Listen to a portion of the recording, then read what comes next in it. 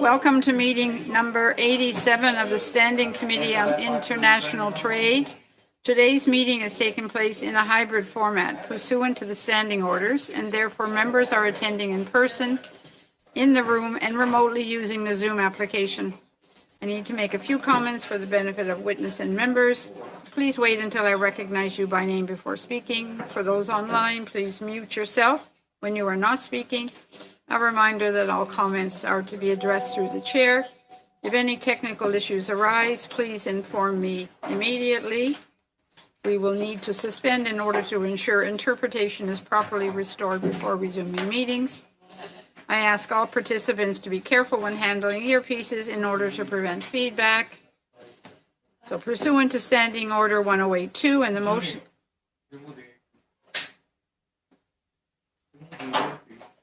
Yes. There's a bit of echo. Pursuant to Standing Order 1082 and the motion adopted by the committee on Tuesday, October 17th, 2023, the committee is continuing its study on the 2023 strike at the Port of Vancouver.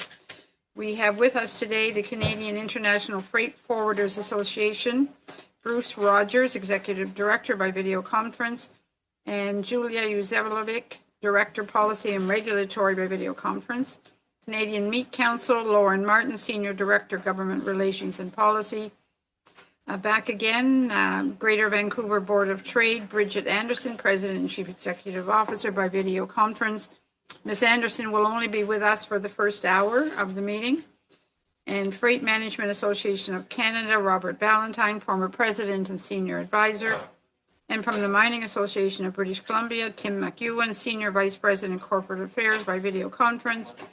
And Michelle Murray, Union Advisor, Longshoremen Union in the Port of Montreal, that I believe we're still waiting to connect by video conference. Welcome to you all. We will start with opening remarks and then proceed with rounds of questions. Mr. Rogers, I invite you to address the committee for up to 5 minutes, please. Thank you very much for the opportunity to speak with you today and to be invited to this panel. I'm going to ask Julia Uzelovic to start, and I will finish the opening remarks. Julia. Good morning. Thank you for having us appear today. Madame la Présidente, Mesdames et Messieurs les membres du comité, au nom de l'ATIC, l'association. Ladies and gentlemen, in the name of ATIC, we thank you for the opportunity to allow us to talk today. And take control of shipments, be they imports or exports, and move them to the ultimate customer by whatever transport mode is most cost efficient. We represent roughly 12,000 employees of member firms, and they handle approximately 80% of freight traffic in Canada. Also, as our association represents port truckers called drayage operators, customs brokers, and other service sectors, we can legitimately claim to represent all the key players in Canada's supply chain. The labor disruptions at West Coast ports this last summer were a fairly serious blow to our members and our customers. We feel it was also a sign that we need to start moving beyond the traditional and wasteful pattern of labor confrontation that has characterized the Canadian port industry. The year 2023 was certainly the year of labor disputes in ports. We saw strikes in Canada's West Coast and on the U.S. West Coast as well. In the southeast of the U.S., although negotiations are currently underway, the union stated that members should prepare to go on strike next October. Now, we are looking at a possible strike in the Port of Montreal. We canvassed our members in anticipation of this appearance, asking about the impacts of the West Coast strike last summer, and got reactions such as this. The most frustrating part of the Vancouver situation seemed to be the complete lack of understanding of the supply chain in Canada. Media coverage focused on the impact of BC without understanding the volume of cargo arriving at BC ports destined for inland centers, most notably Southern Ontario. This underlines a point we want to make to the committee. The victims of strikes aren't the workers, who generally get their back pay upon settlement, nor the port and labor business managers. The victims are ordinary, small businesses. Nobody compensates them for their losses. Specific examples of impacts to a forwarder's customers that were impacted by the Vancouver situation. An importer stated, Due to the late delivery of seasonal import items, we missed the deadline and the resulting order. As these goods are seasonal, we've been unable to find another buyer. We're sitting on this inventory, and because of the money tied up, we are unable to purchase other seasonal goods and keep the business moving forward. From an exporter perspective, they have a customer who deals with an overseas buyer on longer contracts of sale from 90 days to 1 year. As a result of the continued supply chain issues that have been happening in Canada, this buyer has now outsourced the majority of the volume from elsewhere in the world, and the Canadian exporter gets a small portion of the volume that they carried previously. Contracts of sale are now on a single shipment of a limited 30-day basis. There should be no doubt in anyone's mind that disruptions divert traffic, nor should you doubt that those disruptions can lead to permanent changes in shipping routes. An interview with a supply chain manager in the Inside Logistics publication in November made this point. In the past 2 years, we've seen East Coast ports steal import volumes from West Coast ports as shippers look to avoid backlogs and delays. Now, as we look forward to the possibility of another disruption in the Port of Montreal, our members are seeing shippers beginning to move away and find more reliable routings. There is no telling if these moves are temporary or permanent. We believe that Mr. Mio was asking about this last Thursday, and this is one of the most worrying aspects of service disruptions. Inflation-related costs have driven up worker demands, while traffic has begun significant decline, a decline that continues to this day. We fear it's going to be a difficult negotiation. To conclude our remarks, following the West Coast debacle this summer, Labour Minister O'Regan talked about an in-depth examination of the port industry with a focus on the future of port labor. On October 19th, he issued a statement confirming Anthony Giles and Kevin Banks have been contracted to begin the first part of this review process. Their work is due by December 31st, which may be a day too late for the Port of Montreal. We see European employers and unions cooperating to ensure competitiveness and decent wages. Yet in Canada, we seem condemned to strikes as a requirement of negotiation. We hope and believe it's time for a better approach. That concludes our report. Thank you very much. Thank you very much. On to Ms. Martin for an opening statement of up to 5 minutes, please. Thank you very much, Madam Chair, and good morning, everyone. I appreciate the invitation to appear on behalf of the Canadian Meat Council. My name is Lauren Martin, and I'm the Senior Director of Government Relations and Policy. And we are pleased to provide comments regarding the strike at the Port of Vancouver. CMC represents Canada's federally licensed meat packers, meat processors, and suppliers of equipment and goods to the meat industry. Our members process over 90% of Canada's pork and beef. Our members feed Canadians and the world with some of the highest quality protein in the world. The Canadian red meat industry represents over $32 billion to the Canadian economy and supports 288,000 jobs across Canada. As members of this committee well know, Canada's economy relies heavily on trade. And with respect to red meat, Canada exports almost 70% of its pork and 50% of its beef to over 90 countries in the world, with lucrative trade relationships to Asian countries like China and Japan, which are accessed via the Western ports.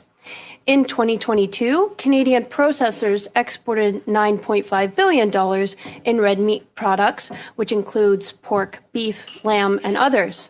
We cannot efficiently or cost-effectively get these goods to market without reliable transportation infrastructure, ground, air, and sea. Approximately 25% of Canada's total traded goods flow through the ports in Western Canada. They are Canada's largest gateway, handling over $800 million worth of cargo, which includes red meat products, every single day. Our members spend considerable resources creating and maintaining relationships with customers worldwide. When companies cannot fulfill orders reliably, this jeopardizes those relationships. As a result of our reliance on trade and the important markets accessed via the Western ports, the impact of this dispute was far more profound than that of most other labor disruptions, though we did see an almost equally worrisome situation developing in the St. Lawrence Seaway this fall. To position Canada as a competitive trading partner in the global economy, businesses must be able to get goods to and from market efficiently and reliably, as I've mentioned. Red meat cannot sit for days, let alone weeks, without spoiling. And given the nature of our goods, our supply chain is built to ship goods to market efficiently. We do not have the storage capacity to stockpile weeks of unshipped goods. And so when our members are faced with an event that exceeds our storage capacity, or even comes close to exceeding that storage capacity, they are forced to shut down production. Animals cannot move off the farm, which in turn has implications for farm families and their bottom lines, not to mention the implications for animal welfare. Events like this are felt in businesses and individuals along the supply chain, and gearing back up is not as simple as the flip of a switch. I've now illustrated the challenging decision businesses must make when facing uncertainty. It is unfortunate this strike happened when it did, with industries still struggling with the fragility of supply chains, post-pandemic labor shortages, and inflation. It goes without saying, putting perishable products like red meat at risk is not also in the public's best interest. These types of lengthy market disruptions add costs to businesses who put food on families' tables, impacting food affordability.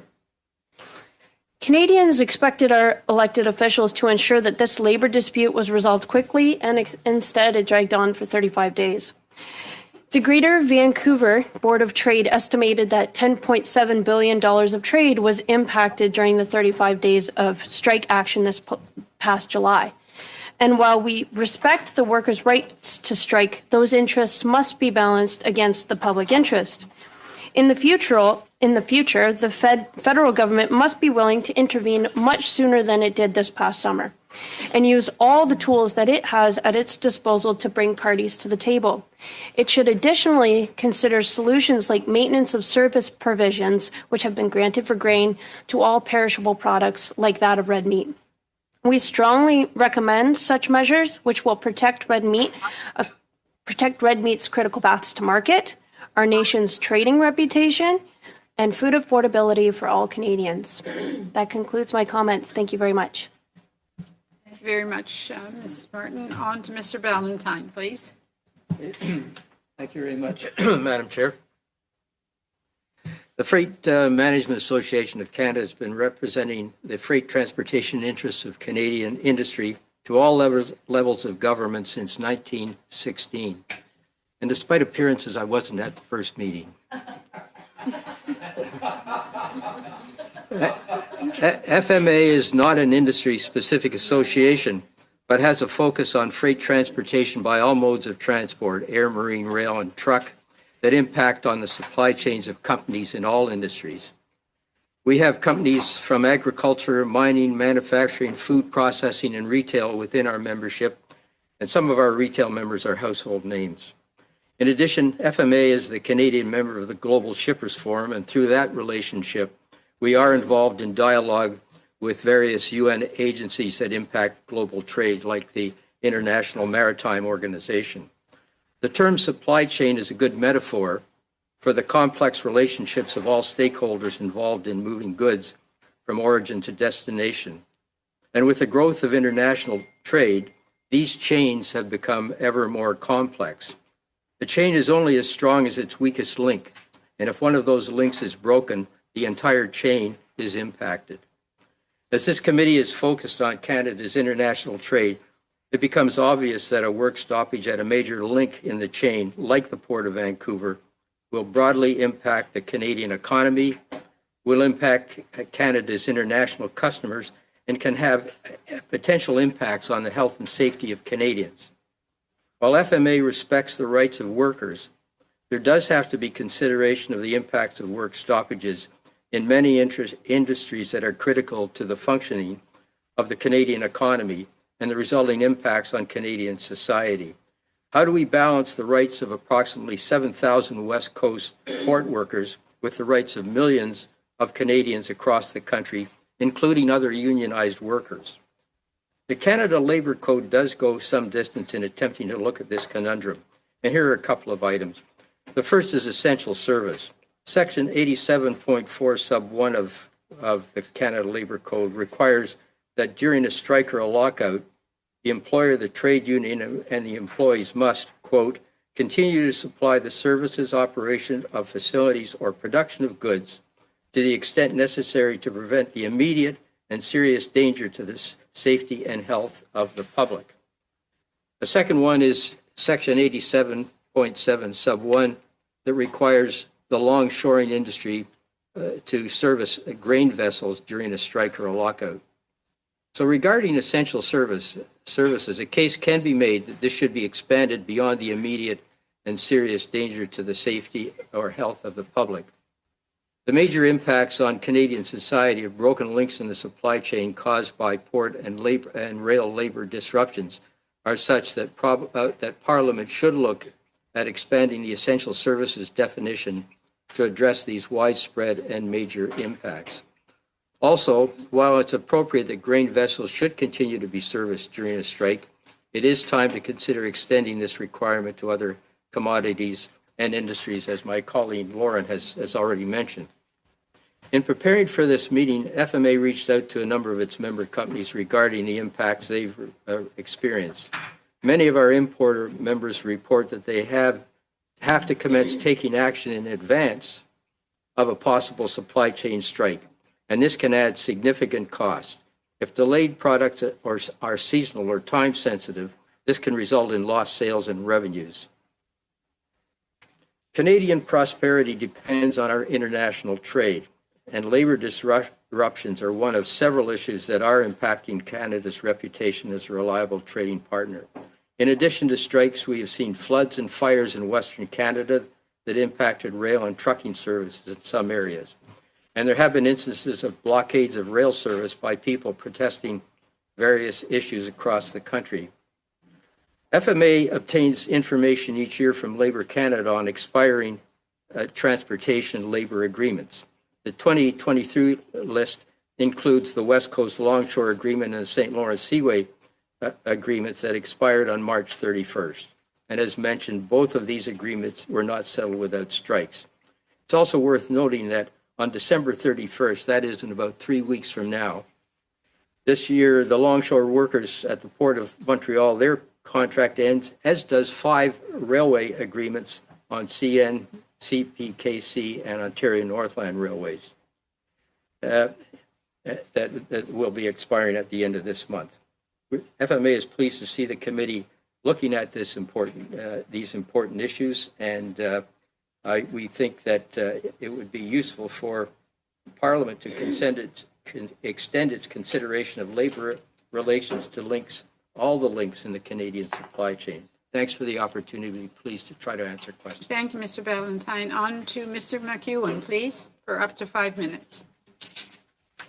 Good morning, Chair and members of the committee. My name is Tim McEwen. I'm Senior Vice President, Corporate Affairs with the Mining Association of British Columbia, or MABC for short.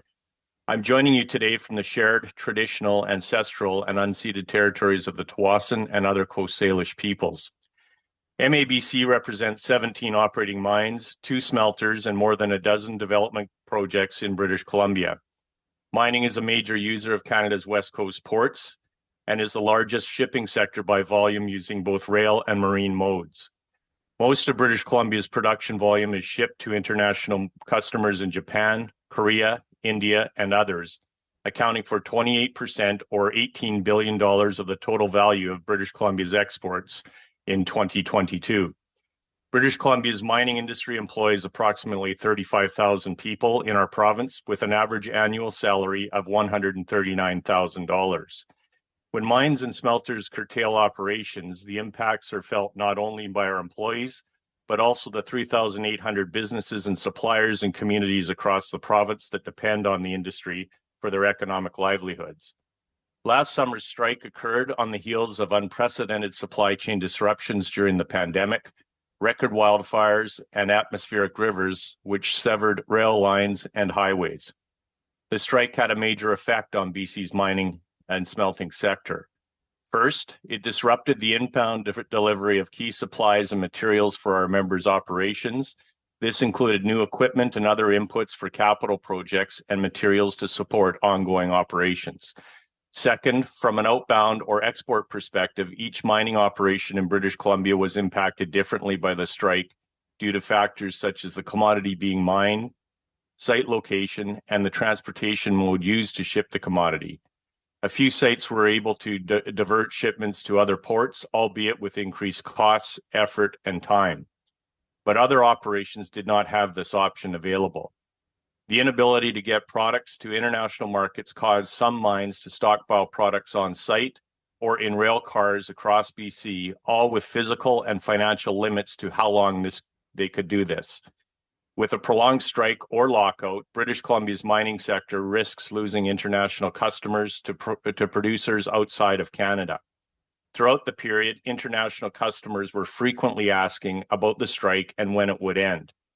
And the longer the strike continued, it was necessary for some MABC members to plan for shutdowns or temporary layoffs. Beyond the immediacy of the strike, disruptions also caused significant congestion throughout the supply chain that took many weeks to fully resolve. Simply put, the longer a disruption persists, the longer it takes to clear congestion, while damage is done to customer relationships and Canada's reputation as a reliable supplier. Given the size and scope of British Columbia's mining sector, the economic and reputational repercussions for our province and all of Canada, all of these were substantial. The strike also had cascading consequences for workers, suppliers, and communities, not only in British Columbia, but also in mining communities across Canada.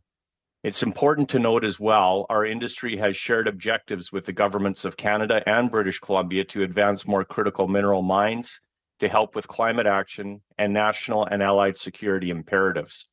The critical minerals opportunity includes billions of dollars of prospective investment, thousands of well-paid family-supporting jobs, significant partnership opportunities with First Nations, and new contract and economic opportunities in communities throughout the province. Secure, certain, and predictable supply chains, including fluidity through West Coast ports, is indispensable in our collective efforts to grow British Columbia and Canada as a low-carbon supplier of critical minerals to domestic and international markets. Moving forward, it's clear that if Canada wants to strengthen trading relationships and grow our export economy, including critical mineral opportunities, the federal government needs more effective options to address labor disputes impacting the national economy. MABC sees the review initiated by the Minister of Labour under Section 106 of the Canada Labour Code as an opportunity to provide these solutions.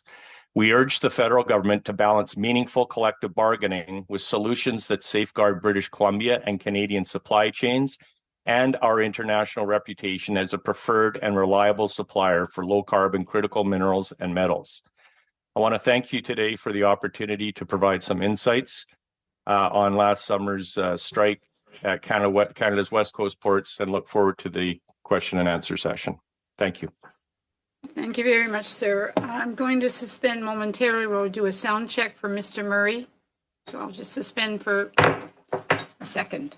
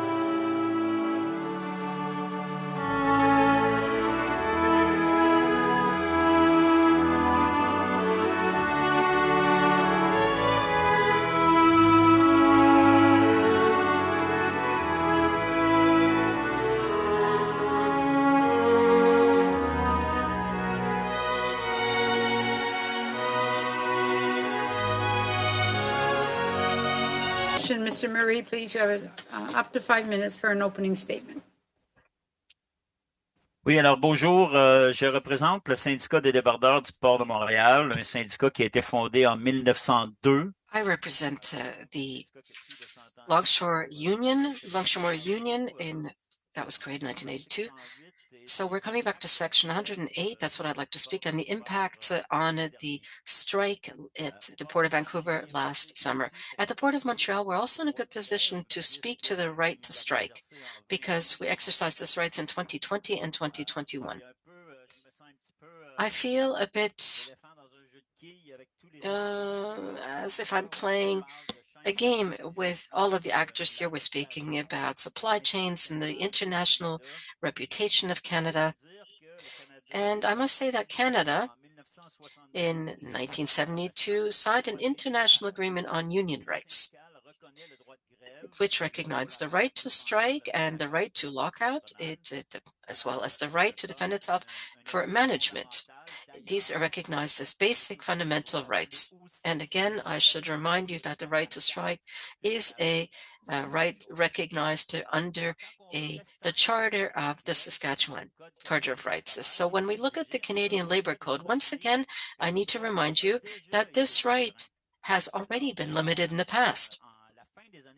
At the end of the 1990s, we saw the SIM report, which was called Towards Balance, which restored the right to strike by compelling both management and the union side by providing a 72 notice before exercising its right to strike. For example, in the Port of Montreal, we sent a 72-hour notice. As a result, the ships are off the coast of Labrador, so the supply chain is in no sense interrupted.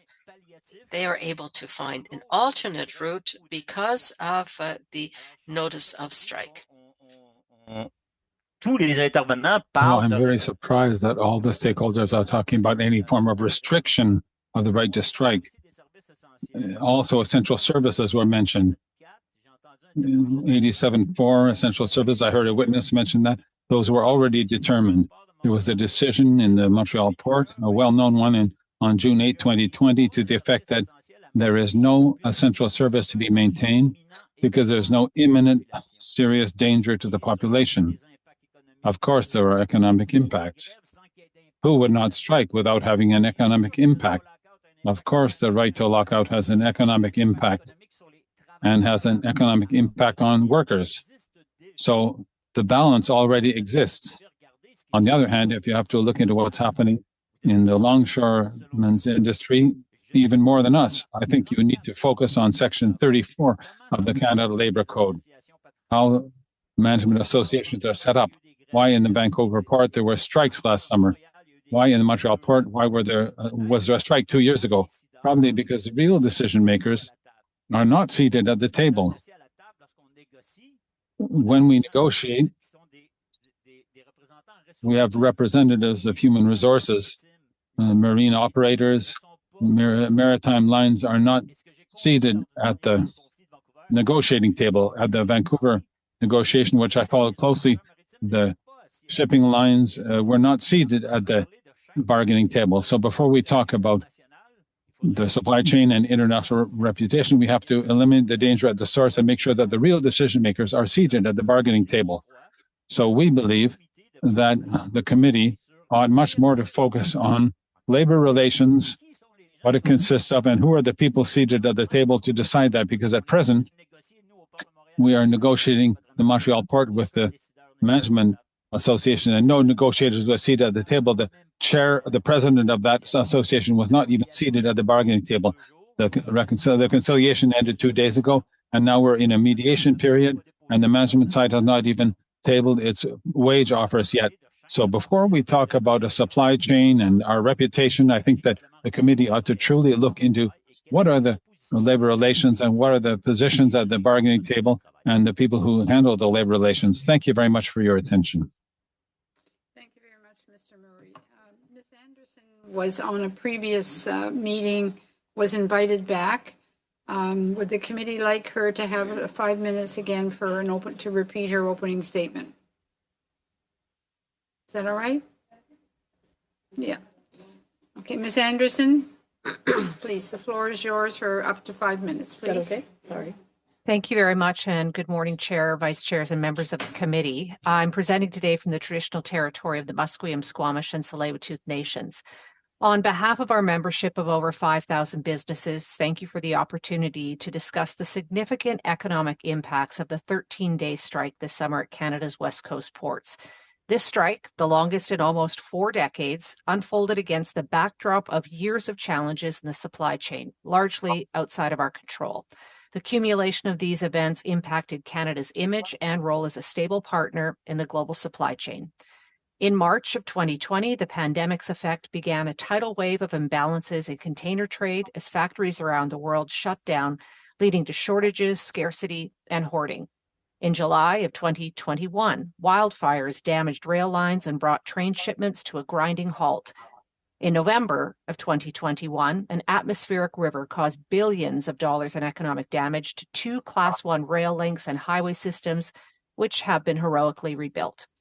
These events highlight the extreme pressure that fueled inflation and caused economic stress, some of which we were able to control and others we could not. We know that we need to build climate resiliency into the supply chain, and our members are investing to do just that. These investments in our resiliency and growth will mean good paying and often union jobs. Against this backdrop, we were concerned in the months leading up to the July 1st about what the short and long-term economic harm of a strike at the ports of Vancouver and Prince Rupert could be. And we communicated to government and port-reliant industries about the damage that could occur if a strike shut down the ports. Regrettably, those fears came to fruition with a coast-wide strike on Canada Day. During the strike, we launched a port shutdown calculator, a tool designed to visually depict the magnitude of trade disruption. The numbers were staggering, with $800 million worth of trade being disrupted each day. Our calculator estimated the value of trade disrupted to be a remarkable $10.7 billion. This disruption reverberated across critical sectors nationwide, from manufacturing and retail to agriculture, energy, and automotive dealers. Small businesses ran out of building and construction materials needed to build homes for Canadians. Local car dealers were awaiting shipments of vehicles and parts. Exporting industries lost their ability to move their products to market, making it more difficult to secure the global contracts that drive investment and employ Canadians. Pulp mills stood silent, mining operations, as you heard, were curtailed, and businesses across Canada faced increased costs and prolonged wait times for goods. Moreover, the rerouting of goods destined for Canada to alternative ports not only incurred additional costs and delays for businesses, but also needlessly amplified the environmental footprint of our trade. And while the strike unfolded in BC, the effects were felt nationwide. We think of the Port of Vancouver as Canada's port, for it moves as much goods as the next 5 largest ports combined, single-handedly accounting for approximately 25% of Canada's total traded goods, which means that long-term disputes like the ones we experienced this summer have far-reaching consequences that affect the entire nation. Billions of dollars of goods bypassed Vancouver for other ports, especially Seattle, Tacoma, and other U.S. and Mexican ports, as port swaps and diversions increased. All of this costs Canada.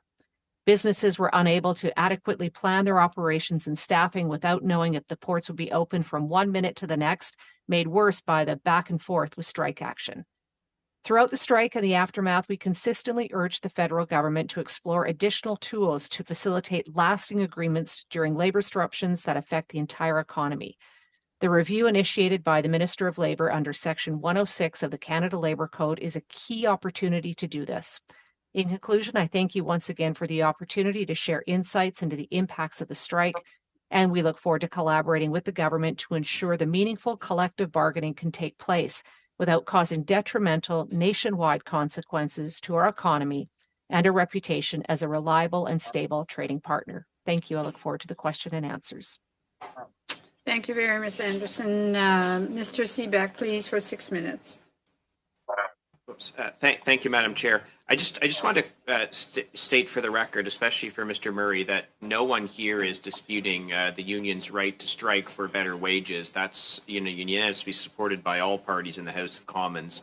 But what we do want to look at is the economic impact of this strike. That's the whole point of this study. So I wanted to quickly follow up with both. I'm going to ask all three to answer: the Freight Forwarders Association, the Board of Trade, and the Freight Management Association of Canada.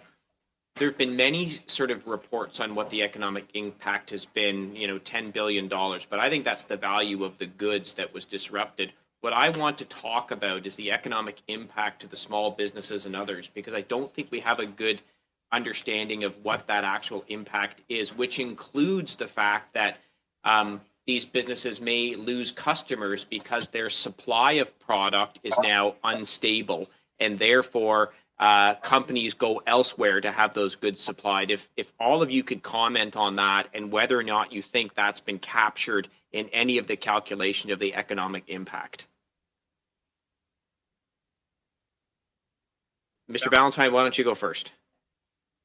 Okay, I'm not aware that specific information has been captured anywhere. Certainly, we reached out to a number of our member companies. Most of them are fairly large companies, so there really aren't very many small companies that were impacted. Certainly, the general information is that there are impacts. The business of losing access to commodities or products that may be time sensitive, as I mentioned in my opening remarks. So, if you're either a small or a large retailer, and you've got one that mentioned this surprised me, that they had Halloween commodities that got caught up in the Port of Vancouver strike. And so while that's probably pretty small, this was one instance of where they lost commodities that were very time sensitive. So that was one issue that one of our members brought to us. But I don't have any statistics on it, though. Okay. Jump to the other two. If they want to give me an answer, if they could. Sure. Would you like me to go ahead? Sure, go ahead. Sure. Thank you very much for the question. You're quite right that the calculator factors in only the value of goods. The Royal Bank did some analysis and found that 63,000 containers were impacted. When we look at the broad economic impact, though, the calculator didn't take in the lack of inventory affecting small and medium businesses around their sales or production, or the other kind of impacts that really come to bear, including the catch-up time it took after. But I think, when we look at some of the sectors that we have heard from our members at the Greater Vancouver Board of Trade, they include mining, and I see my colleague Tim here who could speak specifically about mining, but potash, forestry, car dealerships, trucking, all of these industries, agriculture, did speak to the economic impacts, which were significant. But as far as I know, our calculator took in the value of traded goods and not the full economic impact, and I don't know if that work has been done yet. Mr. Rogers? Yeah, I'll speak on that as well. I provided in our opening remarks two examples, specific examples that one from an importer, one from an exporter perspective. And the importer was affected because when you have a 13-day strike or labor disruption, I think we have to understand that 1 day of strike takes about 7 days of recovery to get the goods ultimate to where they're going because of the backlog that's created. So it's not just a 13-day impact. It's up to 2 and 3 month impact overall. So I provided two examples. One was an importer where seasonal goods was not arrived in time. They're sitting on the product. They can't move it. They won't be able to move it for a year. And they're impacted financially due to the fact that they've got this product. And again, a small importer, that's a significant impact overall. The other one I provided was an example of an exporter. And again, it's due to Canada's unreliability in the supply chain that the overseas buyer is now sourcing from other countries. So again, somebody that had regular product, regular inventory coming into or leaving the country is now being outsourced elsewhere, and they've been impacted overall. So there's just two examples. So I'm just worried about my time. So would you say that any economic impact analysis that we've heard so far undervalues the actual economic impact to small businesses and others? That's the sense I'm getting. I would say it does, correct. And one thing we also heard today is that as a result of this, the cost of food and the cost of building homes went up as well because, again, of disruptions of the supply chain. Is that correct, what I heard today?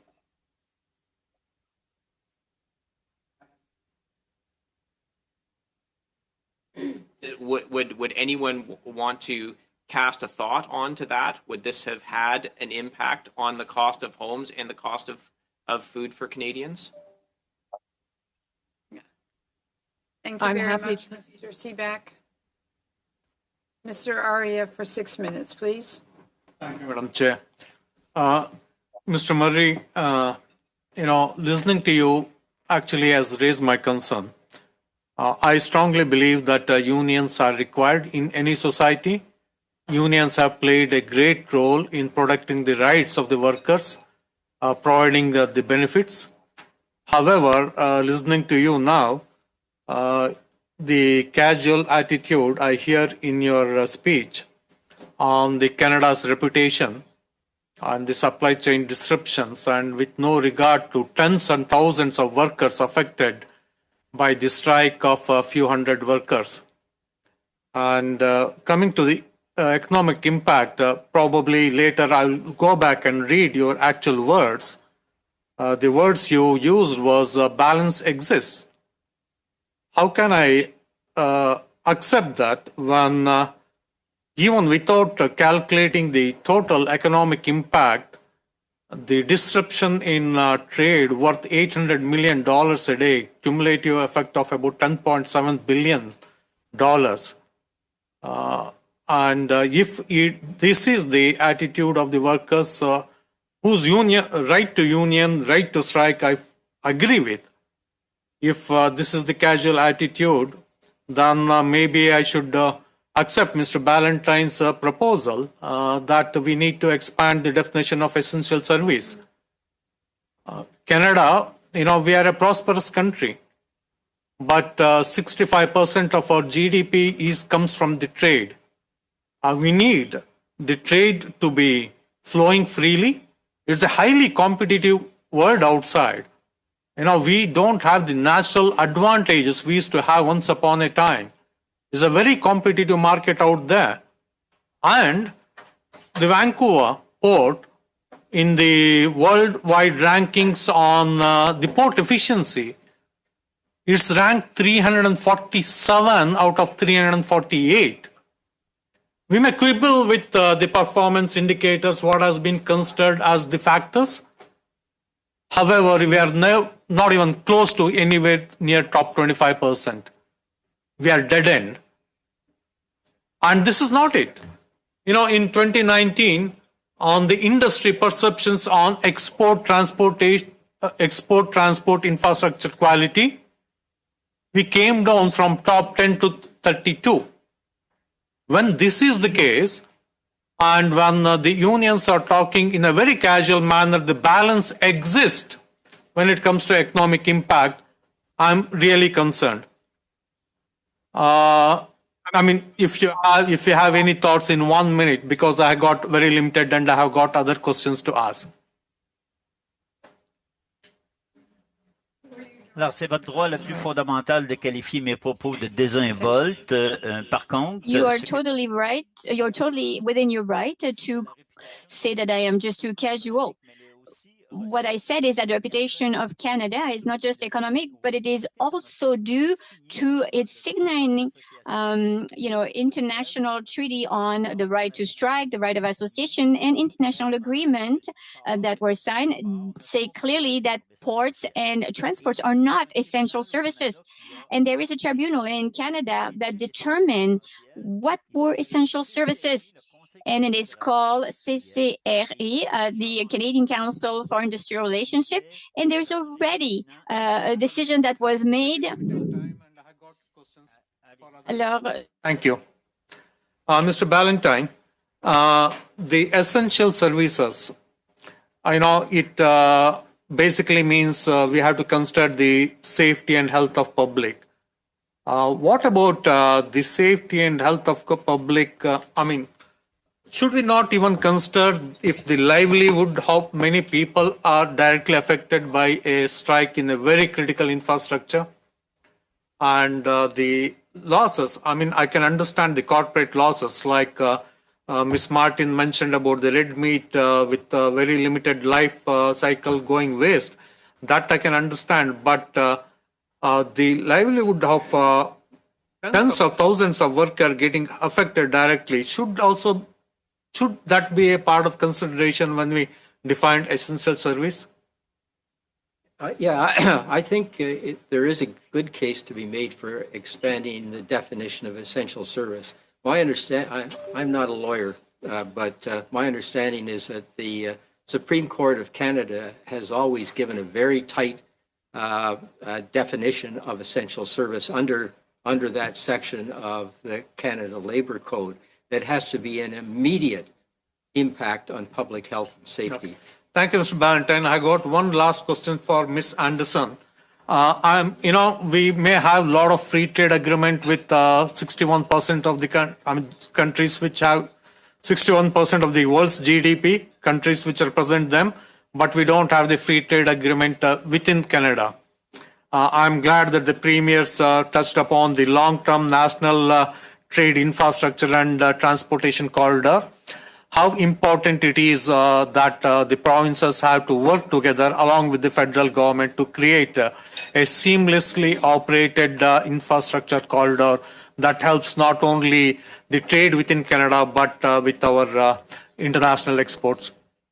Well, I think it's incredibly important. I think it comes as no surprise to anybody on the committee that there are interprovincial trade barriers that exist. But in regards to the port strike, yes, we did see some of this highlighted when it was very difficult to get goods across the country. I think it's important to note that while this was a strike at the Port of Vancouver, it really is Canada's port. And so we did see that trade was disrupted across Canada and goods could not reach other provinces as well. Thank you very much. On to Monsieur Blanchette. John Cobb, please. You have the floor for up to 6 minutes, sir. Madame la Présidente, c'est un plaisir de me joindre à vous pour cette importante étude. Thank you very much. I'm very happy to be here for this very important study, and I want to say hello to my colleagues who are here. I want to correct the facts before starting my question. One of my colleagues mentioned Mr. CIIT. They are not against the right to strike, but Madam Chair, but when you're not against the right to strike, we are not asking to bring back Parliament so that we can legislate to end the strike. And this is what the leader of the Conservative Party did in July during the strike in Vancouver. The premiers of Alberta, Saskatchewan did the same thing. I think you have to bring things back into context for those people listening to us, and we're going to be avoiding the jokes. So for the question, Mr. Murray, I'm going to start with you. You said we have to go to the source of the problem. When you want to avoid conflicts, you have to talk to the people who are at the table. And you mentioned during your speech, and you lived it, particularly at the Port of Montreal, the use of special legislation. It wasn't the case for the Vancouver strike. We know that.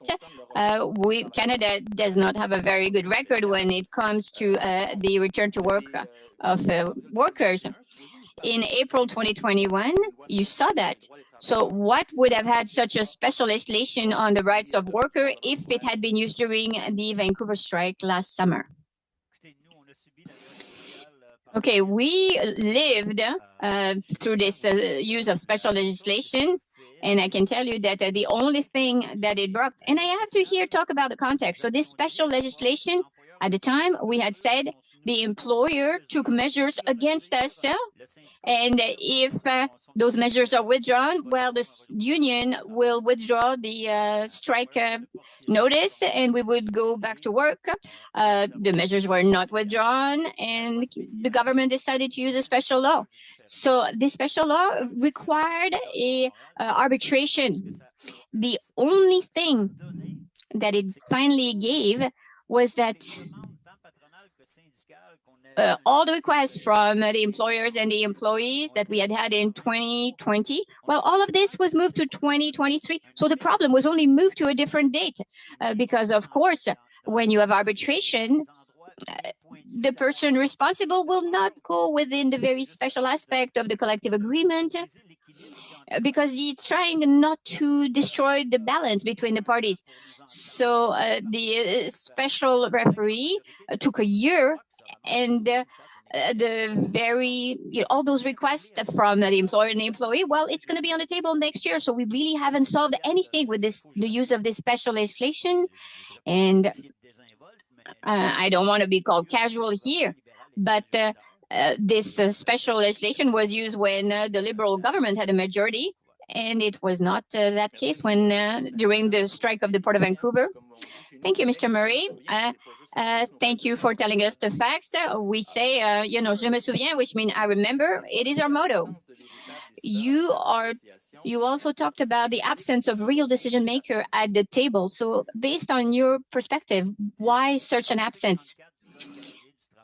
So the Labor Code, article number 34, was written in 1970, which was the time, the very nice years for all unions and for people who were used for maritime transport.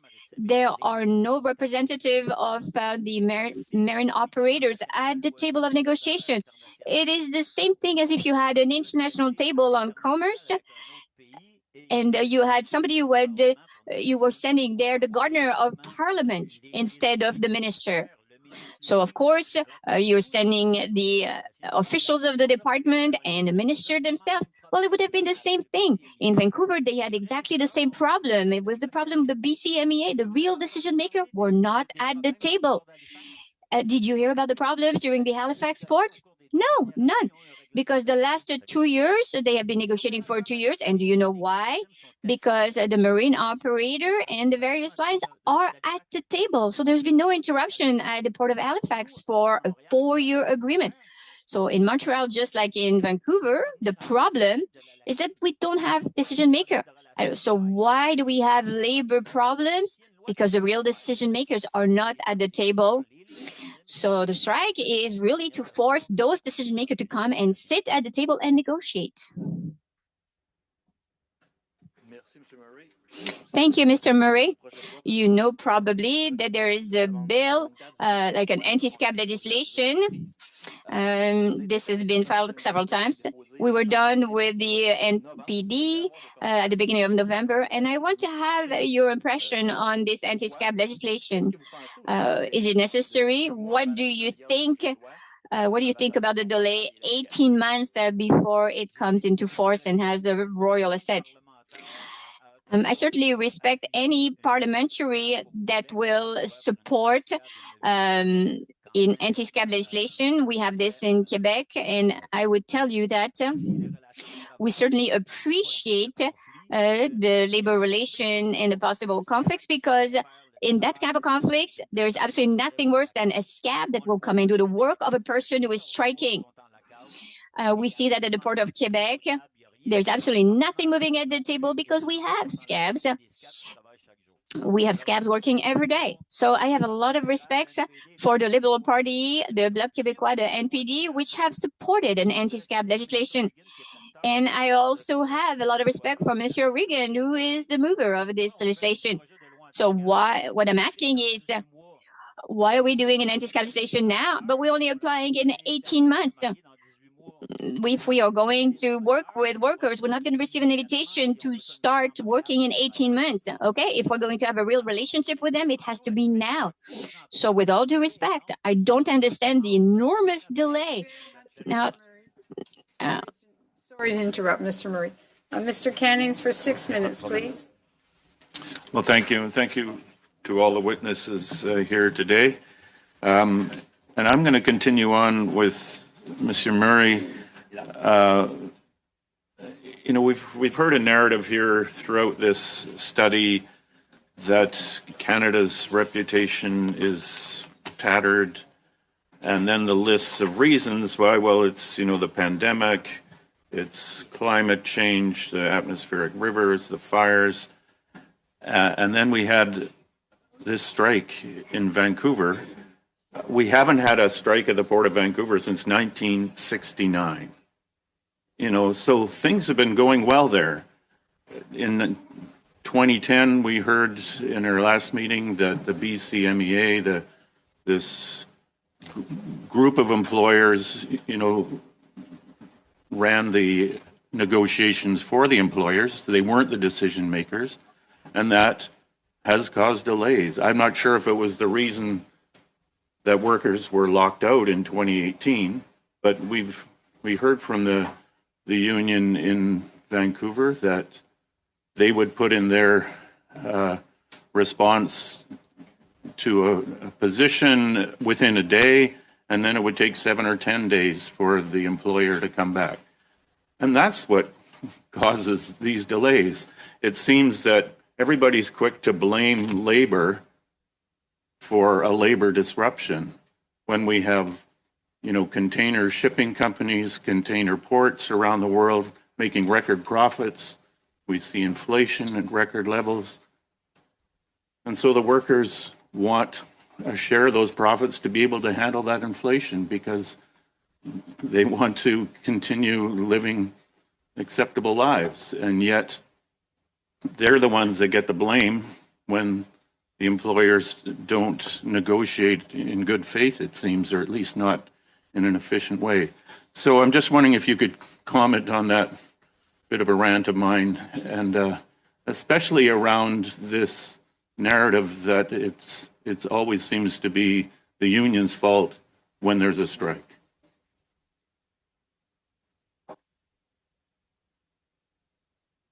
Vous avez entièrement raison. Je pense pas qu'il y a un syndicat au Canada qui fait la grève avec plaisir. You're right. I don't believe that there's a single union in Canada that goes into a strike for its simple pleasure. And that's true for maritime companies. Nobody does that for fun.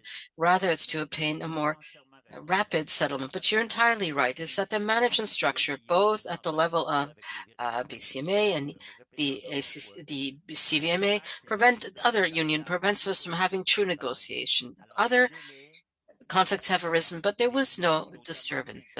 So it's the same in terms of our union demands, and it's the same for the longshoremen of Vancouver, is that people who are around the bargaining table take these demands, do not decide on them, and they must consult a board of directors, which is a kind of a star chamber where we are never present.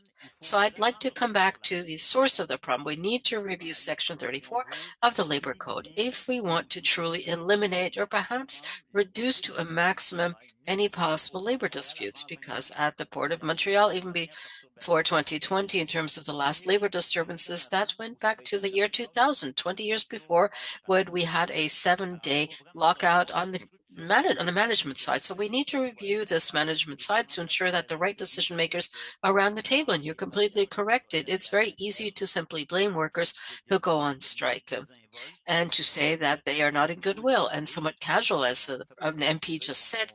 But we don't do this for fun. We're truly looking to negotiate better working conditions for our workers, and that is the only role we play as a union. I just wanted to pick up again on the anti-scab legislation. We had the Canadian Chamber of Commerce here before us in a previous meeting urging us all to vote against this anti-scab legislation. It was the NDP that put this in the agreement with the Liberals to get this through. And just wondered, you mentioned that we've had anti-scab legislation in Quebec for years, same in British Columbia. It's a general thought that anti-scab legislation actually shortens labor's disputes because management can't bring in replacement workers. And just wondered if you could comment on your experience in Quebec.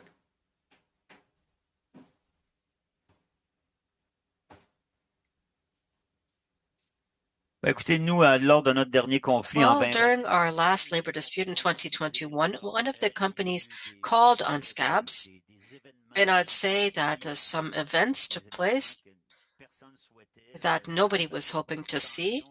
This created a lot of attention on the picket lines. It also created a lot of tension around the bargaining table, as they used a certain number of scabs during the Port of Montreal longshore strike. However, everybody is aware of this story. Before this anti-scab legislation, there was confrontation. There was violence that nobody wanted to see. However, when we're on a picket line or a lockout and people come in to do our work, it is clear that people's blood heats up and people become somewhat more aggressive, and that is not desirable around a bargaining table. Nobody wants to see these external events to the bargaining table come and disturb the bargaining table. And I think that the anti-scab legislation would settle all of this tension. We experienced that in 2021 where we had scabs. That was for Logistec here in Quebec, and that created a great deal of tension, and it perturbed unnecessarily the bargaining table as well. Thank you very much. On to Mr. Martel, please, for 5 minutes. Merci, Madame Chair. Je remercie les témoins d'être ici. I'd like to thank our witnesses. Before I ask my question, I'd like to come back to my colleague right next to me. Just to make this clear, we have never set out to compel workers to go back to work.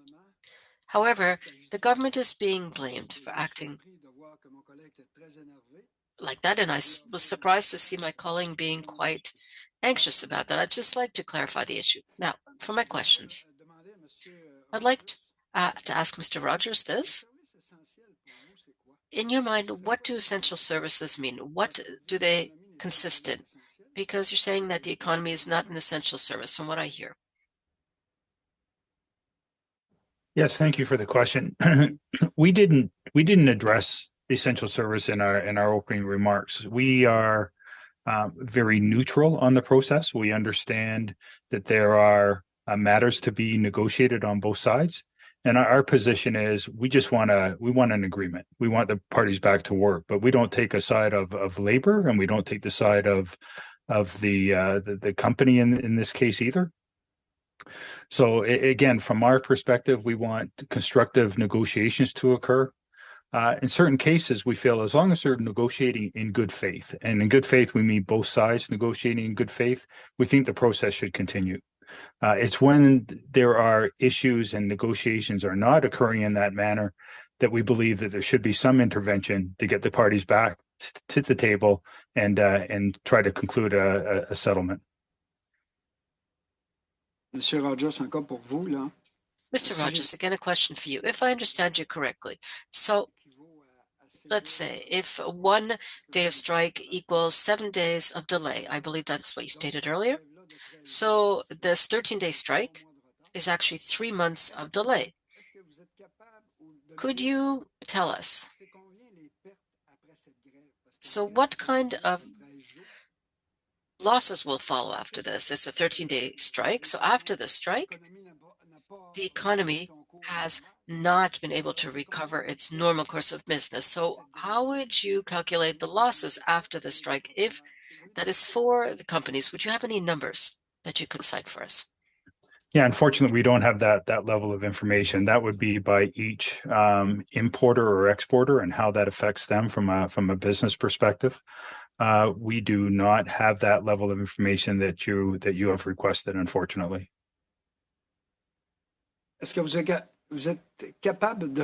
Could you tell me whether or not in small companies, because this has a great deal of impact on them, I think they're the most impacted,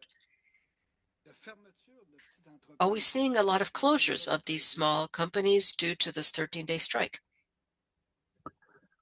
I think you're going to see some impact. I don't have the numbers on how many companies have gone out of business as a result of this, but there are significant impacts to the import community. And we'll talk about imports at this point in time, but when you have that disruption on the vessels being offloaded and moving that cargo for the most part inland, there is an impact.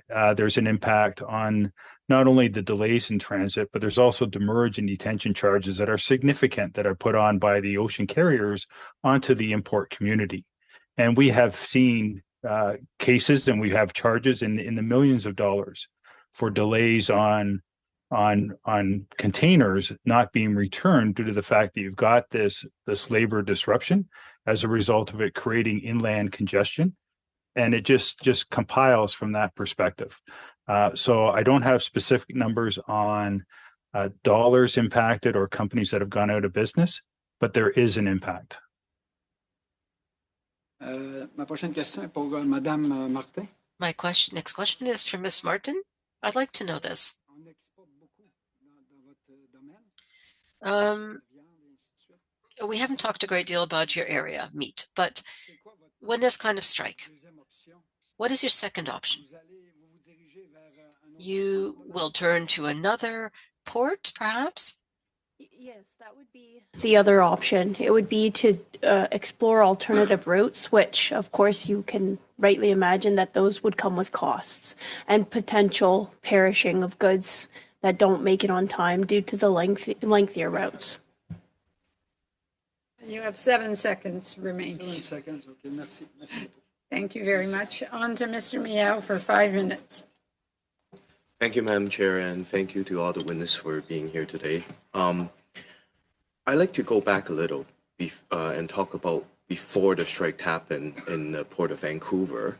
As we all know, post-pandemic, there was a huge impact on supply chain due to the pandemic. And I remember one of my stakeholders in my riding of Richmond Center was telling me that a cargo container is costing more than $10,000.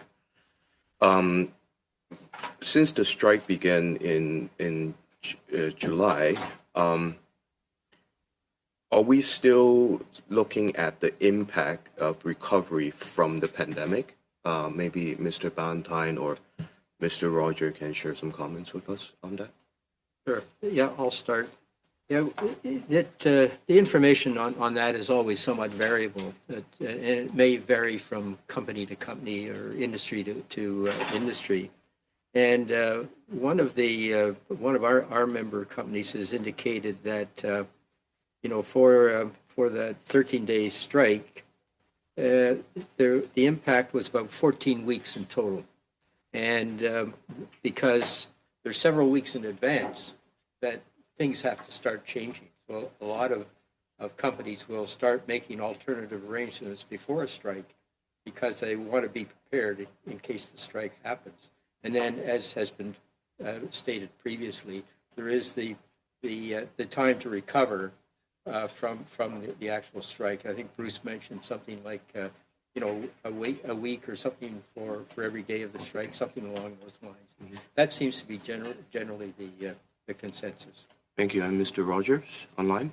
Yeah, in answer to your question, I think we are, out of the pandemic, catch-up phase, I'll put it that way, due to a number of different factors. But inflationary constraints on consumer spending habits have changed significantly. People now moving towards goods onto other services has had an impact as well. But in answer to your question, we are largely out of the pandemic catch-up at this point in time. Thank you. And one of the reasons why the strike occurred was also the concern about automation at the Port of Vancouver, which the International Longshore and Warehouse Union stated that this will result in job losses. Maybe back to Mr. Ballantyne, can you share your perspective and maybe comment a little bit on how automation will affect and have a impact on our future trade?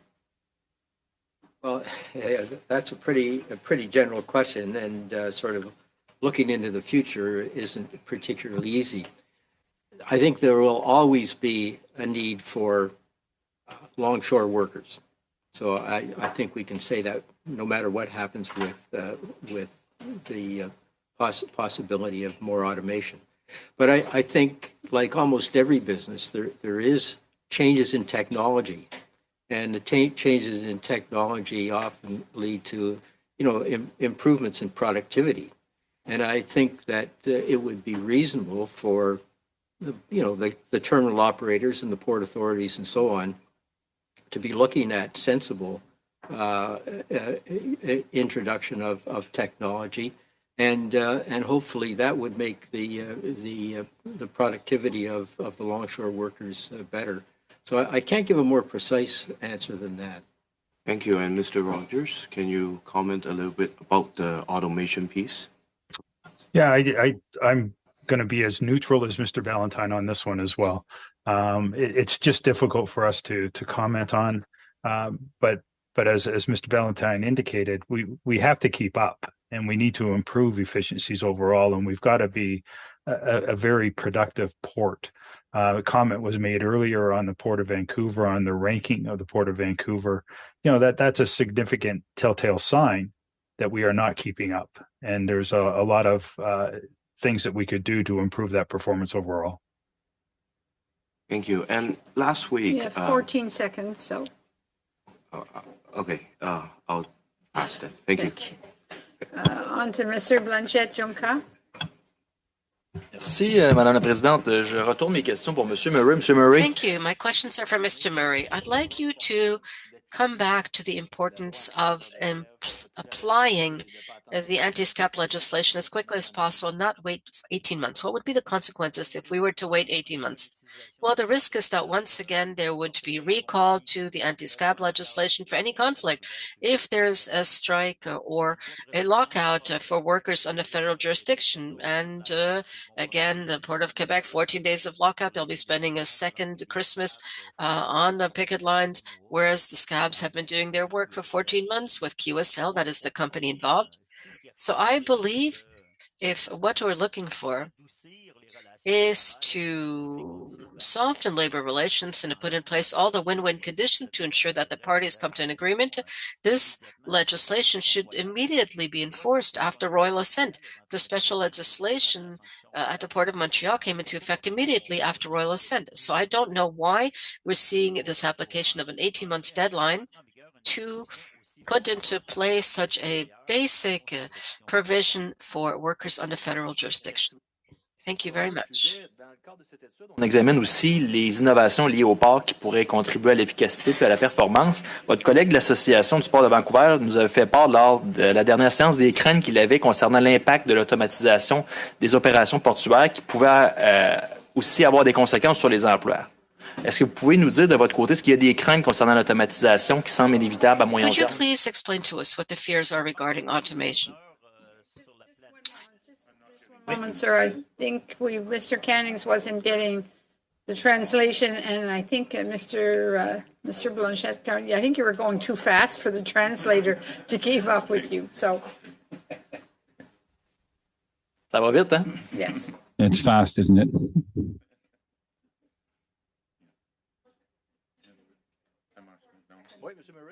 Yes, Mr. Murray, did you understand the question, the concerns you had?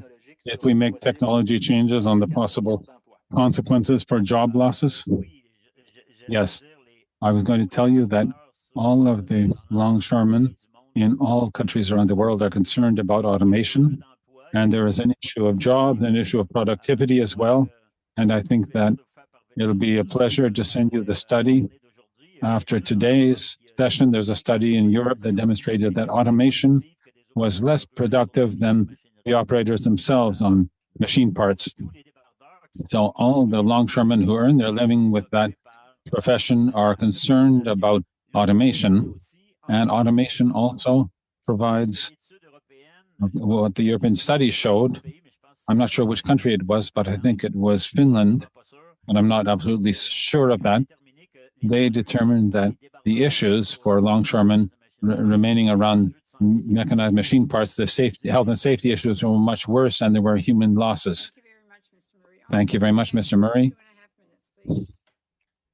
Okay, thank you. And I'm going to turn to Mr. Ballantyne just to try to get some idea around this idea of the bad reputation or the declining reputation of Canadian ports. You know, here we are on a study about the Port of Vancouver.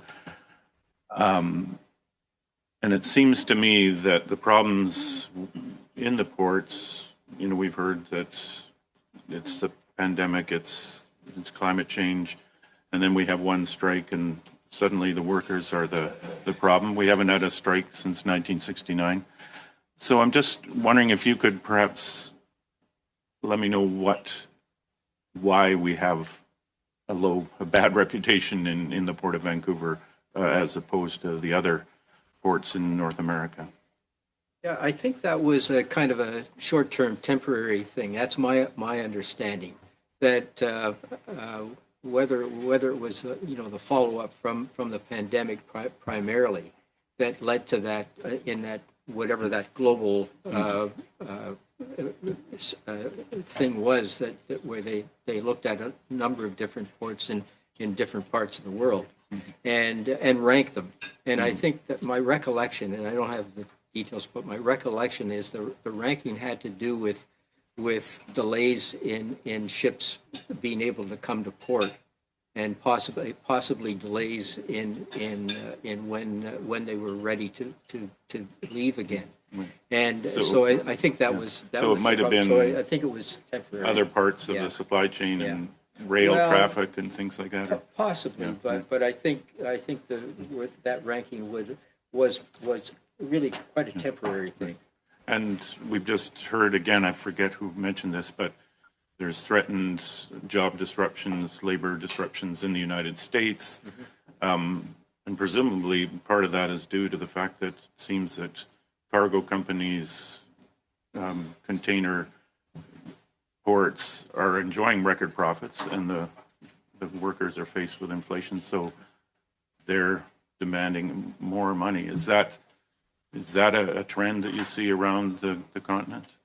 Yeah, I think we see that trend quite broadly in various elements of the global supply chain.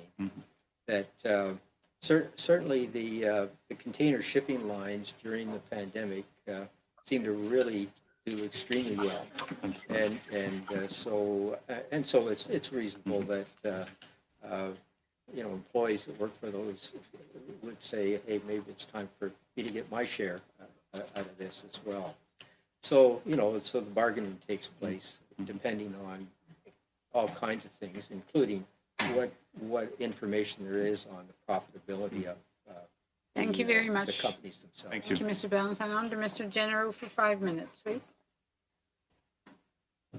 Thank you, Madam Chair, and thank you for all the witnesses for taking the time to be here today. Just want to begin with probably you, Mr. Rogers, or you, Ms. Kuzeljevic.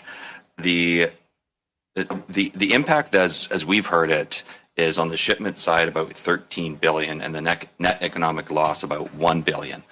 It seems to be that a lot of that's due to the unpredictability and uncertainty that the strike, or in the lead up to the strike, has caused. Going back to when the collective agreement expired on March 31st of 2023, would you not agree that there's certainly potential for that to be much higher than those numbers, and then potentially any lingering effects that then continue on post-strike?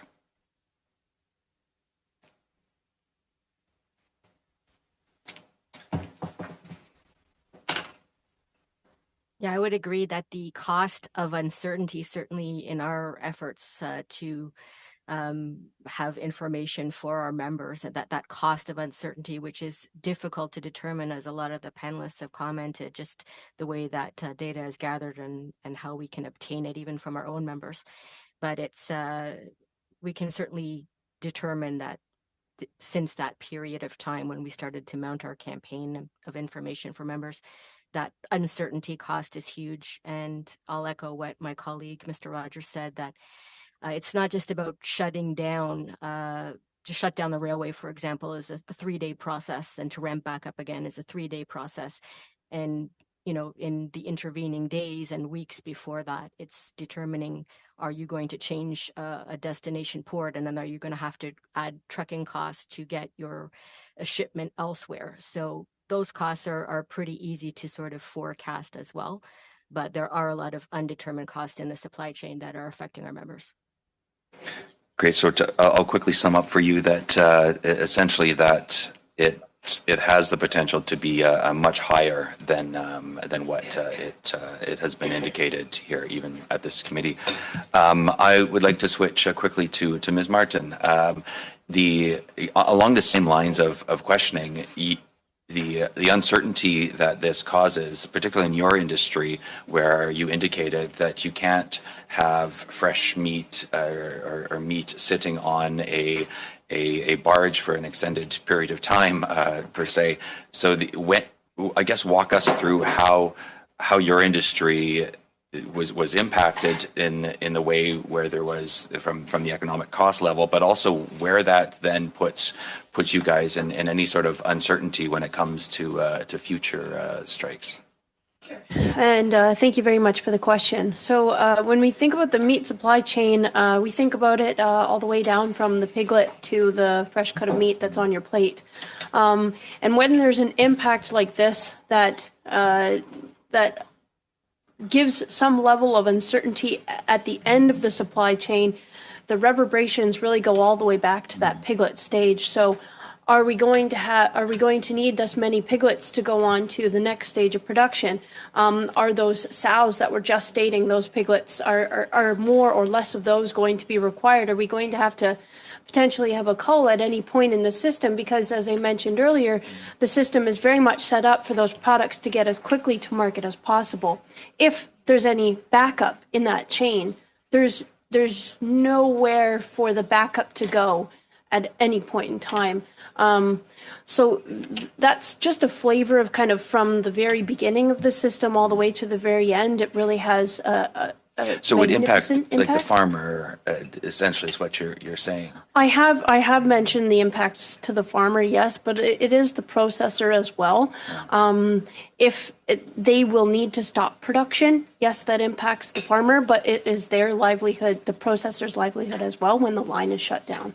Yeah. Okay. And then I'll just use my last maybe 30 seconds. It was I know my colleague here from the block is new to today, but it was certainly not the position of the leader of the opposition to call back the strike. What he was doing was simply pointing out that the Minister of Transport was on the front cover of the Globe and Mail showing off his new pair of shoes, and that the Minister of Labour was apparently running on the seawall and spending time in his hotel room and not participating in the negotiations as we were encouraging him to. So just to correct the record, Madam Chair.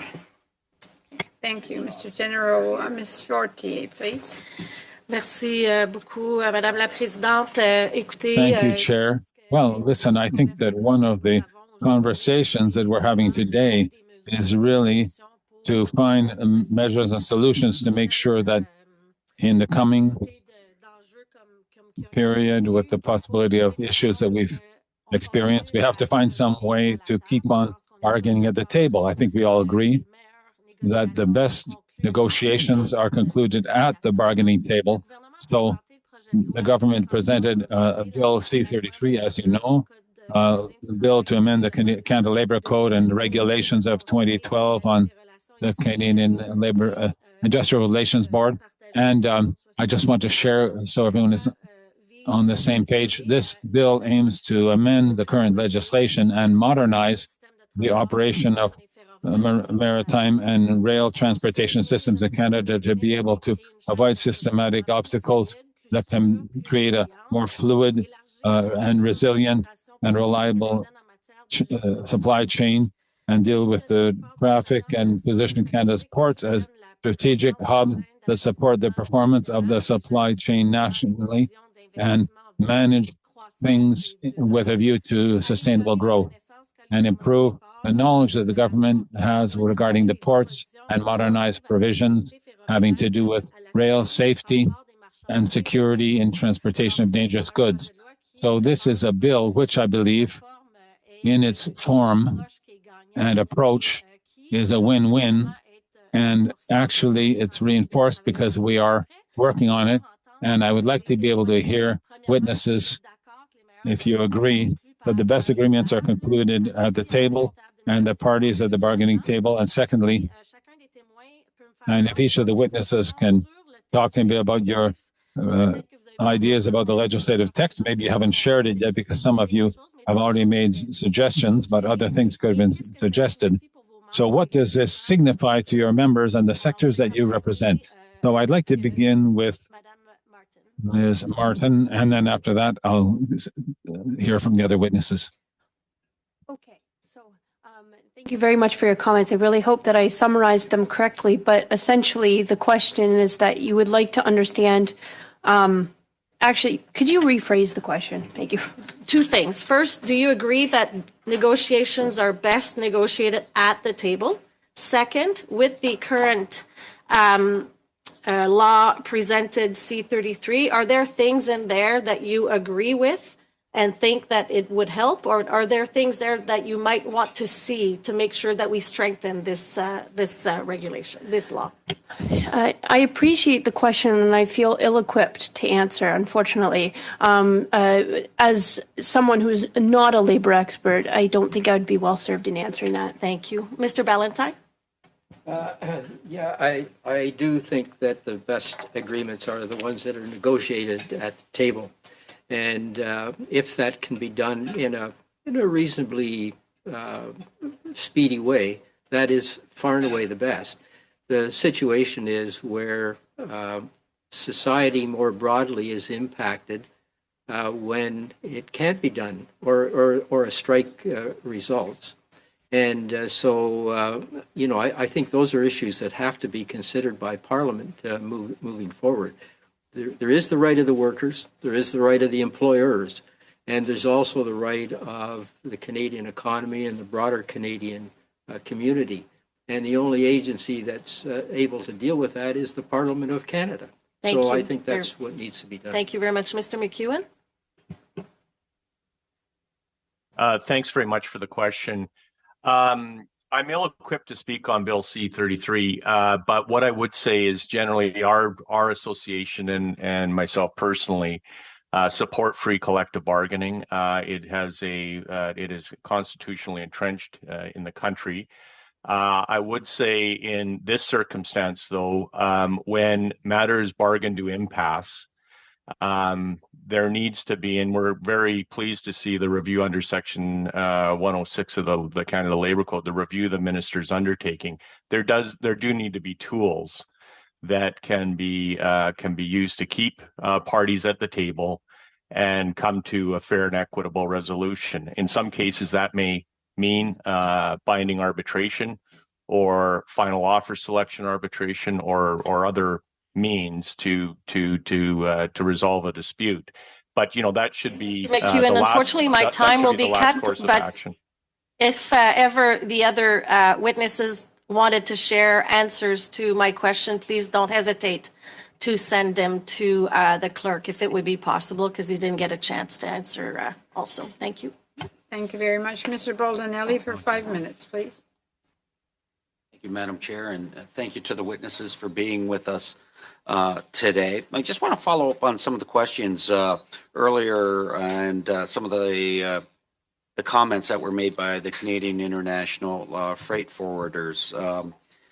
They had talked about issues such as, the potential impacts, for example, and this notion that it always feels like instead of avoiding kind of strikes, strikes become a requirement of the negotiations, which only ends up hurting businesses. And Mr. Rogers, you had talked about, now with the possible threat coming to Montreal, that already you're understanding that the freight suppliers and so on are already moving and transitioning supplies that will be avoiding Montreal because of this threat.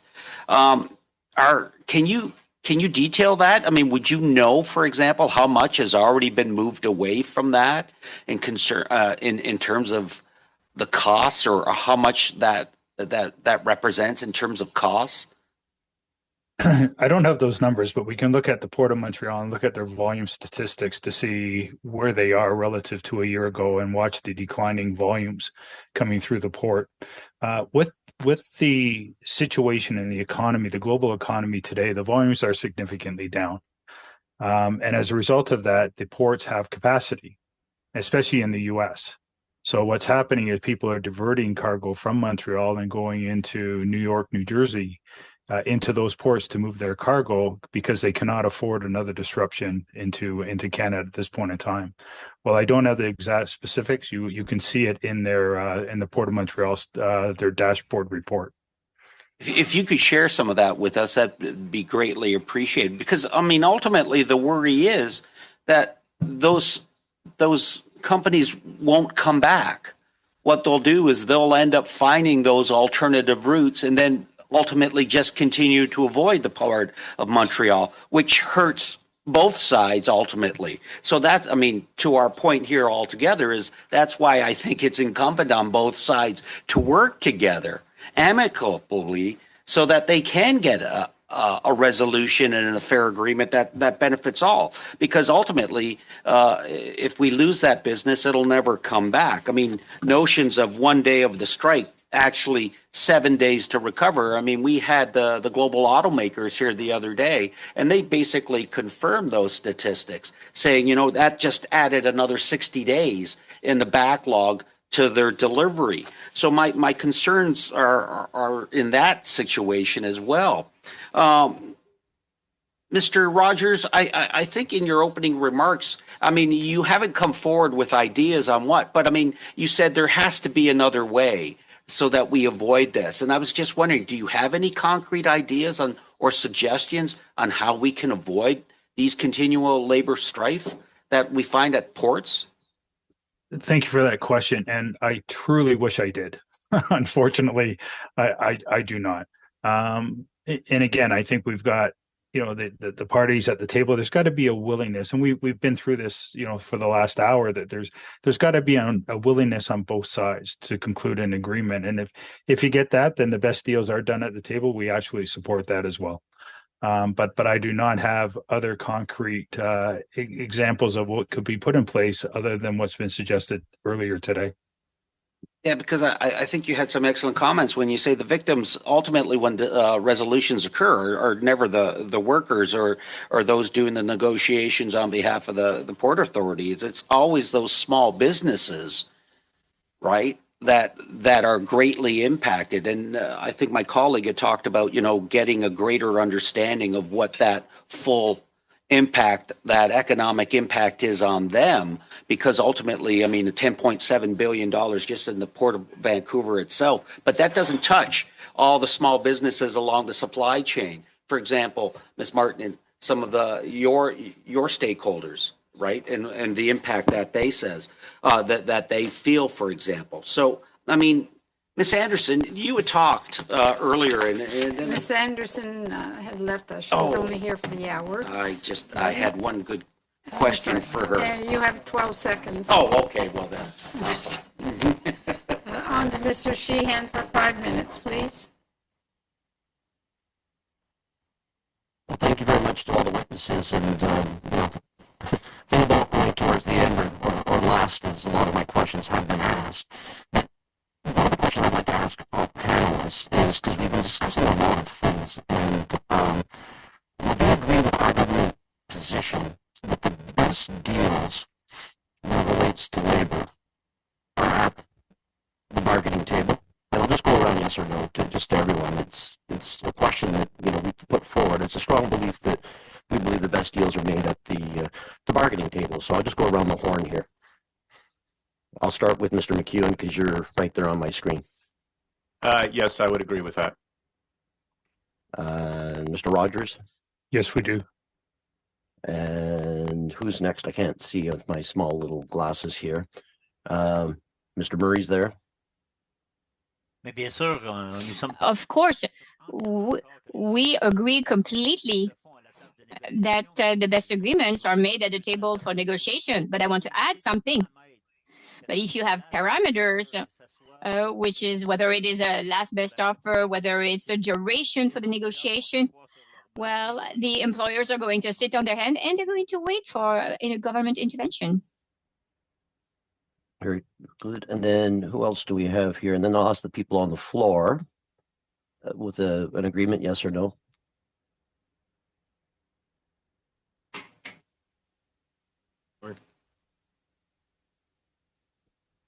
Yes, the answer is yes. I think the best agreements are the ones that are negotiated directly between the union and the management.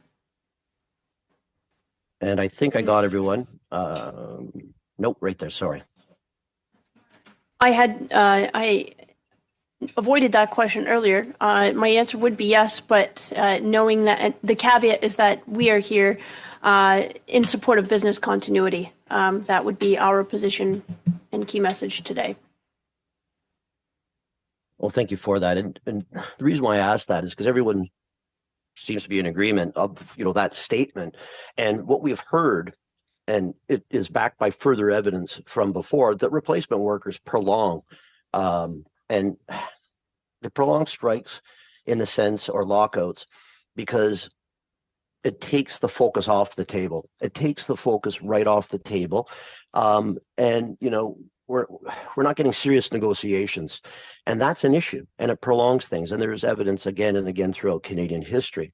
So, I put this on the floor. If we do not want to see long-term strikes or lockouts, and they're happening under the current system, vis-a-vis, we ought to be changing it so that there's a focus at that table that everyone agrees to. And while I have the floor, I just wanted to mention too as well about Canada's reputation. I also have to be, I'm also co-chair of Canada Japan, and as such have quite a bit of dialogue with our politicians from Asia, as well as businesses. And their view, and they were here just recently at the end of August, September, and their view of Canada, especially with Russia's illegal war against Ukraine and with what China's doing in the South China Sea and the East Sea, is they see Canada as a very reliable partner. The Indo-Pacific strategy, they're very excited about, not just the Japanese, but the people in the area, because they are identifying not only peace and security, but opportunities for trade. And, one of the questions I would have for the group is about the capacity for our West Coast ports, because they really want to do more deals with Canada. I mean, they see us as having a great reputation. We're stable. We're like-minded in democracy and capitalism. What is the capacity? Could we do we need to invest more in infrastructure to make sure that we can meet those needs that our friends from very ASEAN countries, the Philippines, Japan, as they're looking for more safety and security coming towards Canada, what is our capacity? And as well, what are any of the threats? Because I always think of SWOT, strengths, weaknesses, opportunities, and threats. And one of the people here had identified some of the climate changes that are happening, including rising sea levels or lowering sea levels, fires. So I'm going to start with Mr. McEwen, because I think he was one of the persons that talked about weather events and such, and how they could disrupt supply chains. Thank you, Mr. Sheehan, but you've run out of time. If the other witnesses in answering somebody else's question want to throw in a point, that'll be up to them. Monsieur Blanchet-Jonca. Or if I could get that in writing. Please. Sorry, Chair. Oh, I'm sorry. Yeah, if any of the witnesses point of order. would like To to answer Mr. Sheehan, if you could send it to the clerk, please, for all committee members. Right? Thank you. Merci, Madame la Présidente. Je me permets à nouveau de... Thank you, Madam Chair. Once again, I want to hear correct facts, because there's been a few comments by my colleagues, like Mr. Généreux. They think that maybe because I'm new here, I don't know much about it. And I want to talk to the analyst. So C29, which was adopted 43rd legislature in April 2021. Could you please help us? Could you remind us who proposed this bill and who supported it? And this is the act regarding the Port of Montreal, and it was a special law. Point of order, Madam Chair. It's not for the member to ask analysts to answer questions during a committee study. To say that. So maybe he is new and doesn't understand. Ouais, je comprends que c'est pas facile de répondre à la vérité, Madame la Présidente. I know that it is not easy to answer to the truth, Madam Chair. So this is what happens right now. Okay, so they're trying to propagate some false information, and when you face them with the truth, they start bringing, orders. And this is my duty to inform the people in this room and the people who are listening to us correctly. So a C29 was adopted. It was sanctioned 29th of April. It was carried, third lecture. It was a special legislation which was proposed by the Liberal and with the Conservatives seconding that.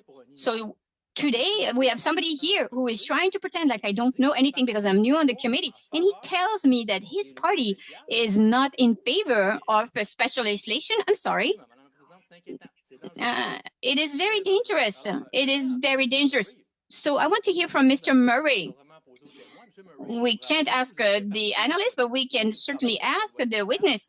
Mr. Murray, you were in this conflict with the legislation, the special legislation. So who proposed it? Who moved it? Who voted for it, Mr. Murray? I mean, it didn't happen just like this, right? We are the minority government at the time.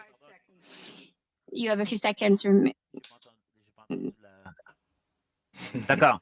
Alors, vous nous rappelez un très mauvais souvenir au débardeur. You're reminding us of very bad memory for the people who worked in the Port of Montreal. Philomena Tassin, who was the minister at the time, proposed this, and she was supported by a conservative. They did help us with this last best offer, which is really the worst thing you can have in those negotiations. We were able to remove the last best offer, and I want to thank all the people who helped us with that. Well, thank you, and I'd like to turn to Mr. McEwen. You made a good case of why mining is important now. One of your members, Tech Resources, has a big smelter in my riding that's very important for all the reasons you said. Plus, it's one of the biggest employers in my riding. But I also want to ask you what your members face when it comes to the whole supply chain, shipping. Obviously ports are important, but I'm just wondering, especially rail service seems to be critical for mining. It deals in big, heavy stuff that has to be transported. And I'm just wondering, to get through this narrative that all the problems with supply chain issues seem to come down to workers who want a fair share of profits. So I wanted to ask you about the other issues facing your members when it comes to supply chain. Sure. Thanks for the question, Mr. Cannings. Our members in the past, as I said in my opening remarks, in the past few years have we all faced the challenges, supply chain challenges from the pandemics. There were the wildfires and then the atmospheric rivers, and there were supply chain disruptions as a result of particularly the atmospheric rivers. As we think about the trade, Mr. Sheehan spoke to this earlier, the trade opportunities in the Indo-Pacific, we need to ensure, particularly in British Columbia, that our roads, rails, and ports are resilient in the face of those challenges. So we've advocated to both orders of government the need for investments in those areas. In respect of the strike situation last summer, our position would be that we do support free and collective bargaining. We do believe that the best outcomes are achieved at a bargaining table, but we also support business continuity, and it's absolutely critical that the waterfront in our West Coast ports be accessible and be fluid to support the export of our commodities and the inbound materials that we need in order to operate. So, a strike of any duration or a lockout, for that matter, should not be tolerated, and that's why the Section 106 review is timely to figure out what the tools are that can be deployed when we bargain to impasse and what the timing points are around the deployment of those kind of tools. Thank you very much. On to Mr. Seaback for 5 minutes, please. Thank you very much, Madam Chair. I was really happy that Mr. Sheehan decided to bring up the question of infrastructure with respect to our trade infrastructure. And so I actually have a paper from the Canada West Foundation that talks about the Port of Vancouver strike. And in that paper, they say that in 2013, Canada had the 10th best global trade infrastructure, and as of 2023, it has the 32nd best trade infrastructure in the world. So Canada's trade infrastructure, after 8 years of this Liberal government, has plummeted from 10th to the 32nd. So I was wondering if any of the witnesses today would like to comment on whether or not there is a desperate need for trade infrastructure here in Canada. I'll jump in on that one. Initially, we believe there is. There's a significant impact overall. And the comment came on earlier about the expansion programs and do we have capacity? We know Roberts Bank Terminal 2 project in Vancouver is going to add 1.6 million containers into that port in sometime in 2030. Part of the problem Canada has is the amount of time it takes for some of these projects to be approved and put into place. When Roberts Bank Terminal 2 expansion program first was presented, it's going to take over 20 years before we actually, from concept until actually starting to operate. Far too long. We can't wait that long. And what we are doing now and how we're trying to position it, knowing that there's going to be 1.6 million more containers in about the next 7 to 8 years, do we have the right infrastructure? Do we have the rail connections? Do we have the roads? Do we have the terminal operations? Do we have the land available? All of these things have to be taken in consideration now. We can't wait until the container terminal is built, containers hit the ground, and now we're going to try to figure out what we do with it. So we're well aware of it, well in advance, and we've got to start taking those initiatives today. Mr. Valentine, do you want to add to that, or? I agree with everything that Bruce has said in his comments. He's very eloquent in what he had to say, as he always is. And I would just add that this is a continuing issue that needs to be addressed by the private sector and by government going forward. We've seen things in the past that have been somewhat imaginative and good. That, for example, CN and CP, they operate between Kamloops and Vancouver collectively. So I can't remember which. I think the eastbound trains, all of CN and CP, all run on CP, and the westbound trains all run. Both railways run on CN. That was a smart move. That was done quite a long time ago, several decades ago, and that kind of thing is important. But there does continue to need to be investment in all of the links in the supply chain. Good. Thank you very much, Madam Chair. Yes, thank you, Madam Chair, and thanks to our witnesses for taking the time to be with us this morning. My first question is for Ms. Kuziljevic. Many of your members are based in the Peel region, and I know many of my constituents work at the good companies your association represents. I also had the pleasure of working in the trade industry for 13 years before my journey into politics here, so I'm very familiar and appreciative of your work and the work that your members do. Could you share with the committee your feedback on what you were hearing in real time during the labor negotiations and how quickly your members bounced back?